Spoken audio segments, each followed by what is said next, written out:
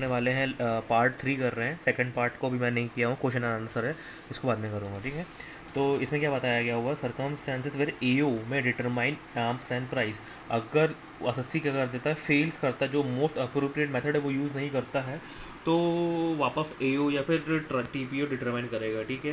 या फिर जो डेटा यूज़ किया वो रिलायबल नहीं है, या फिर जो डॉक्यूमेंट्स है वो मेंटेन ही नहीं किए है, टीपीओ रिपोर्ट मेंटेन करनी पड़ती है, वो रिपोर्ट मेंटेन ही नहीं किया है, या फिर रिपोर्ट जो बुलाया है फर्निश ही नहीं किया है, ठीक है। अभी कॉन्सिक्वेंसेस क्या रहेंगे, तो कॉन्सिक्वेंसेस ये रहेंगे कि जो चैप्टर 6A के जो डिडक्शंस मिलते हैं और 10A के डिडक्शंस जो मिलते हैं वो मिलेंगे नहीं। एग्जाम्पल के लिए एज पर ROI 100 था, GTI एग्जाम्पल के लिए 100 आ गया था उसका, ठीक है। तो 100 रुपये का डिडक्शन पूरा पूरा मिल जाता। अभी मान लो कि एओ ने 160 कर दिया, तो GTI 160 आएगी, मगर डिडक्शन 100 रुपये का मिलेगा, टोटल इनकम 60 करोड़ रुपये टैक्स पे करना पड़ जाएगा, ठीक है। अगर असेसिंग AE है, if income of one AE is increase by AO, income of other AE will not be change. इसका सिंपल मतलब ये होता है कि अभी मान लो कि इसकी इनकम तो मान लो कि बढ़ा दिया है। अब यहाँ पर एग्जांपल लेते हैं कि टाटा इंडिया है, इसने क्या कर दिया है, इसने पेटेंट की सर्विस लिया हुआ है और रॉयल्टी का पेमेंट किया है, 300 करोड़ रुपये का पेमेंट किया है, तो इसने 300 करोड़ रुपये का रिडक्शन लिया होगा, ठीक है। तो 300 करोड़ रुपये TDS पेमेंट पेमेंट कितने पे करा होगा, 20% है इसकी जो इनकम है deem to be in India बन जाएगी, ठीक है, नॉन रेजिडेंट है तो भी, तो TDS काटेगा 20% है, 60 करोड़ रुपये डिपॉजिट कर देगा, कौन, ये इंडिया वाला डिपॉजिट कर देगा, ठीक है। अभी क्या होगा, असेसिंग ऑफिसर ने 300 करोड़ की जो है पेमेंट को 250 करोड़ रुपये कर दिया, तो क्या हो जाएगा, इसकी इनकम गई तो खुश हो जाएगा, और इसका खर्चा कम कर दी, तो मतलब खर्चा कम कर दिया मतलब क्या हो जाएगा, इसका प्रॉफिट बढ़ जाएगा, तो इसकी इनकम बढ़ जाएगी 50 करोड़ रुपए से, ठीक है। तो ये क्या बोलेगा, US वाला ये बोलेगा कि भाई आपने वहाँ से खर्चा कम कर दिया है, तो मेरी इनकम भी कम हो गई है, तो आपने 250 करोड़ का TDS काटना चाहिए, तो बचा और TDS मेरे को रिफंड कर दो। तो वही बोला गया हुआ है कि जो royalty income in the hands of the US है विल नॉट बी चेंज, मतलब वो 300 करोड़ ही रहेगी, ठीक है।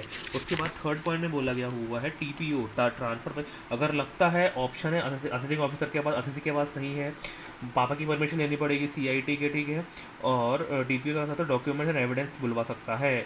ऑल्सो डिटरमाइन, अगर उसको लगता है कि ट्रांजैक्शन देखते देखते कोई अदर इंटरनेशनल ट्रांजैक्शन में भी लगता है कुछ है, तो वो उसको भी ऐसे कर सकता है, ठीक है। और जो ऑर्डर रहेगा TPO का वो बाइंडिंग रहेगा असेसिंग ऑफिसर के ऊपर, ठीक है। और असेसिंग ऑफिसर कन्फर्मिटी का किस हिसाब से करेगा, जो आर्म्स लेंथ प्राइस TP ने डिटरमाइन किया रहेगा उसी के हिसाब से रहेगा, ठीक है।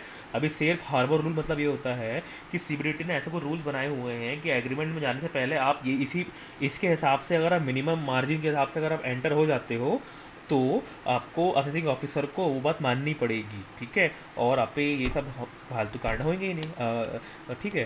तो लेकिन ये कोई भी ऑर्डर नोटिफाइड नहीं है, ठीक है। अभी आते हैं advance pricing arrangement. Advance pricing arrangement ये भी टू रिड्यूस डिस्प्यूट के लिए आए हुए हैं कि डिस्प्यूट रहे ही ना, ठीक है। तो इसका मतलब ये रहता है कि पहले को डिटरमाइन कर देंगे कि कौन सा ट्रांजेक्शन कौन से मेथड से आपको करना है, ठीक है। तो इसमें पहले बताया गया हुआ है कि एग्रीमेंट है असेसी एंड CBDT के कि भाई आर्म्स लेंथ प्राइस जो इंटरनेशनल ट्रांजैक्शन है, डोमेस्टिक नहीं, इंटरनेशनल ट्रांजैक्शन है, कौन सा मेथड रहेगा, कौन सा मैनर रहेगा, पहले से ही आर्म्स लेंथ प्राइस पता चल जाए उससे, ठीक है। और जो CBDT है वो APA का एप्लीकेंट करेगी after approval of central government, और जो असेसी है 92C एंड 92CA को फिर अप्लाई नहीं होगा, ठीक है। और ये जो रहेगा ये maximum 5 consecutive previous year from application, 5 साल के लिए ही एप्लीकेबल रहेगा। एग्जाम्पल 23-24 के लिए किया हुआ है, तो 24-25, 25-26, 26-27, 27-28, 29 ये साल के लिए APA वैलिड रहेगा। उसके लिए ये बाइंडिंग रहेगा, applicant Nestle company, income tax authority up to पापा, ठीक है। पापा के ऊपर के लिए बाइंडिंग नहीं है। और जैसे कि जो ट्रांजैक्शन APA में एंटर हुआ होगा उसी के लिए, मान लो ट्रांजैक्शन किए थे कोल्ड ड्रिंक के लिए, लेकिन मानो दारू बेचना चालू कर दिया है, तो दारू बेचने वाले के लिए नहीं होगा। और अगर कोई फ्रॉड वगैरह करते हैं, मिसरिप्रेजेंटेशन करते हैं, तो वॉइड एप इनिशियो वो हो जाएगा।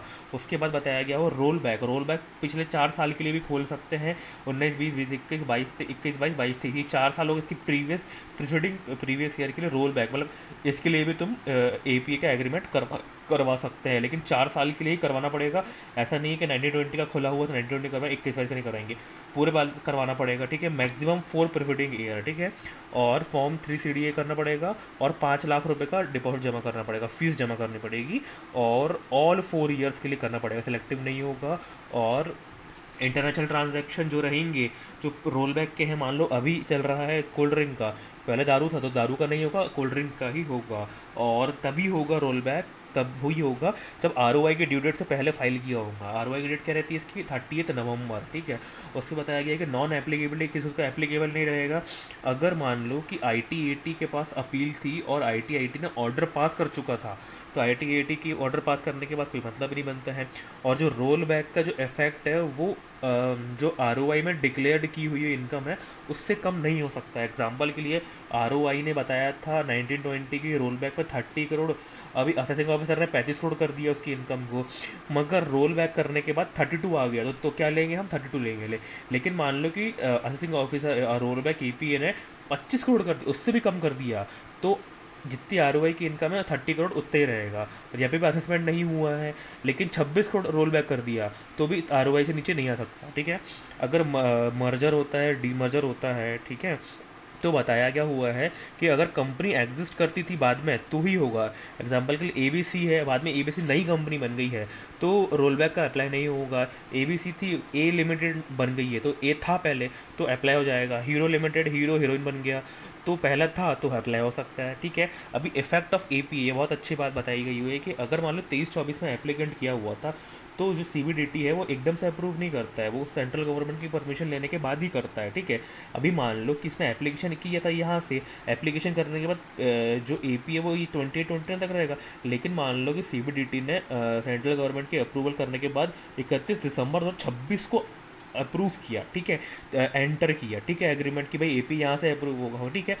तो यहाँ से 3 महीने तक 31 मार्च 2027 तक पुराने जितने भी थे, मान लो कि पुराने कोई और मेथड से थे, तो रोल बैक या फिर मॉडिफाइड, उसकी मॉडिफाइड ROI फाइल करनी पड़ेगी एज पर APA, मतलब APA का जो अभी एग्रीमेंट हुआ है उसके हिसाब से जितने पुराने हैं उनके हिसाब से मॉडिफाइड ROI फाइल करनी पड़ेगी, ठीक है। तो यही बोला गया हुआ है कि APA और roll back applies modified ROI file करनी पड़ेगी with in 3 month from end of month in which EPA was entered, ठीक है। उसके बाद बताया गया हुआ है कि जो असेसिंग ऑफिसर है, मान लो कि 19-20 से यहाँ तक 25-26 तक, 24-25 तक एग्जाम्पल के लिए असेसिंग ऑफिसर ने ऑर्डर पास कर चुका था, तो जो ऑर्डर पास कर चुका था उसको वापस से रीअसेस करो एज पर APA, और जो 25-26 के लिए जो पेंडिंग था ऑर्डर उसको असेस करो एज पर APA, ठीक है। उसके बाद बताया गया हुआ है कि इफ असेसमेंट है वही पेंडिंग है तो कंप्लीट करो एज पर APA, ठीक है। अरे अभी आता है सेकेंडरी एडजस्टमेंट। प्राइमरी एडजस्टमेंट हमने पता लगा लिए थे कि जो नेस्ले इंडिया है एग्जांपल के लिए, इसने चॉकलेट सोल्ड की 10 करोड़ रुपए पे आर्म्स लेंथ प्राइस है 15 लाख रुपए आया, 15 करोड़ रुपए आया है, तो 5 करोड़ रुपए जो है वो क्या है, 5 करोड़ रुपए वो हमारा है प्राइमरी एडजस्टमेंट है, ठीक है। जो 5 करोड़ है वो हमारी प्राइमरी एडजस्टमेंट है। अभी क्या होता है कि जो 5 करोड़ रुपए आया हुआ है तो उससे क्या करना पड़ेगा, उस पर क्या करना पड़ेगा, जो 5 करोड़ रुपए जो एक्सेस आया है ना, इसे क्या करना पड़ेगा, वापस इंडिया लाना पड़ेगा।